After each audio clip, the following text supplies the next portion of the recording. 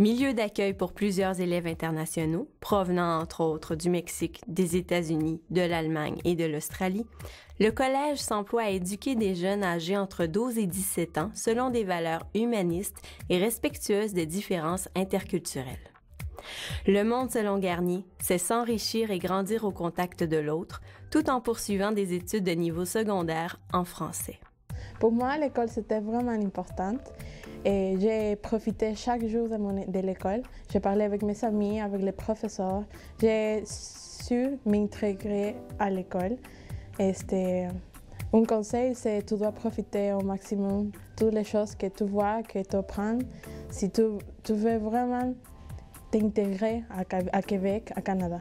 Pour passer l'année ici, c'est super difficile au début parce que tu ne parles pas français. Pas du tout normalement.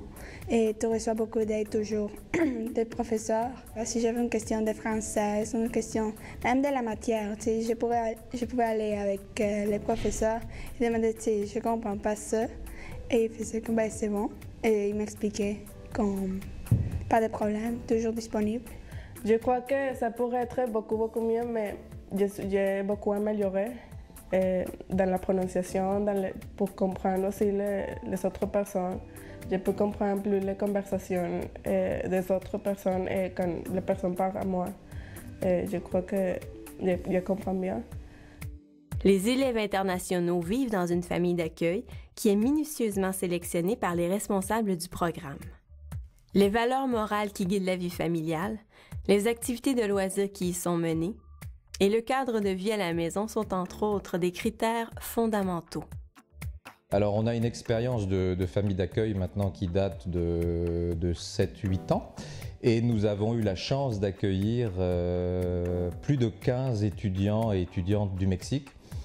Et au fond, qu'est-ce qui est important quand on fait ce genre d'expérience? C'est notamment l'échange interculturel. Ils ont la chance aussi de bénéficier, je pense, d'un environnement exceptionnel puisque c'est Québec.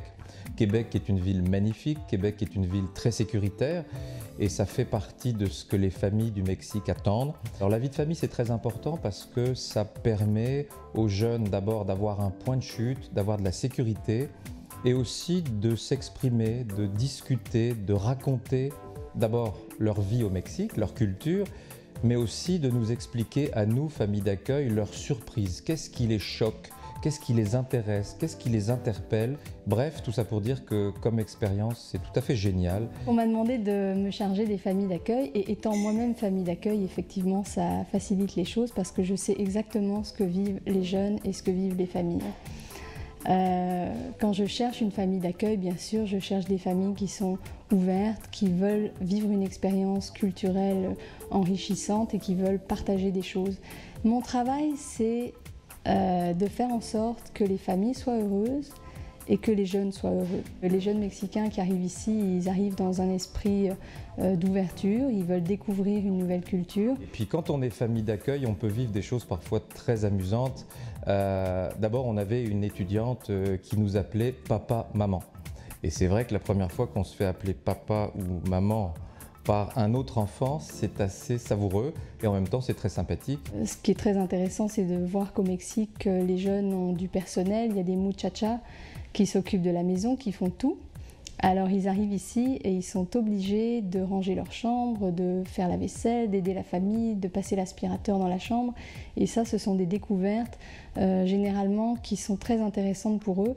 Je dirais c'est presque aussi important que l'apprentissage du français. On avait un jeune, il avait 13 ans, il s'appelait Raphaël, il y a quelques années.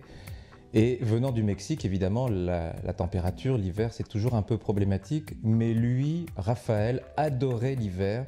Et je me souviens qu'un jour, nous l'avons retrouvé en plein hiver, en janvier, il devait faire -30. Et il était allongé sur la table de pique-nique dehors. Alors évidemment, je me suis précipité pour savoir si ça allait. Et il m'a répondu « J'aime le froid, j'aime l'hiver ».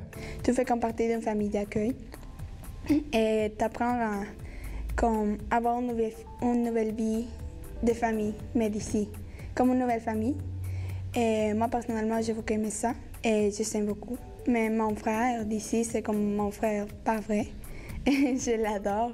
Ma famille m'a beaucoup aidée et sont des gens super gentils et je vais me souvenir toujours d'eux. Et c'est comme sont toujours là pour moi. Des cours de français langue étrangère sont offerts pendant l'année scolaire, en plus des matières régulières à l'étude.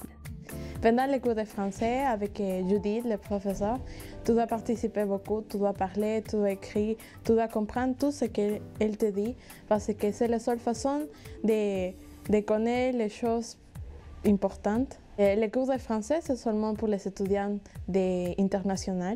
Tu ne peux pas parler en espagnol. Tu dois participer beaucoup et tu ne dois pas être gêné si tu penses que tu ne sais pas un mot en français.